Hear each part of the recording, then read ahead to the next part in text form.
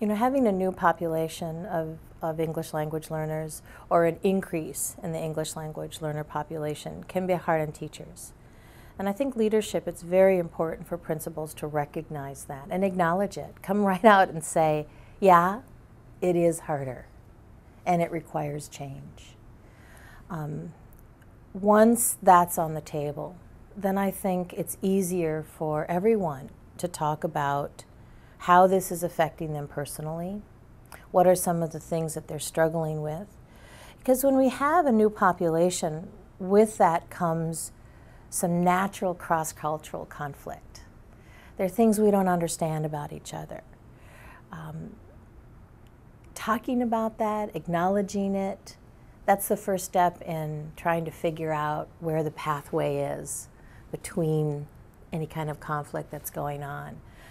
That's where the strategies start to, the brainstorming for strategies starts. How are we going to deal with this? When boys are pulling hijabs off girls, what does this mean? What kind of message are we going to send? How are we going to discipline? That's all connected with, I think, teacher concern and angst about a new population. I think the other thing is to talk about how the responsibility for teaching changes. The goals of the school most likely are not going to change. The vision is not going to change. Everyone's committed to the success of students. But suddenly there's a new population that changes the pathway to that success. And so that might mean new professional development because instructional changes are in order.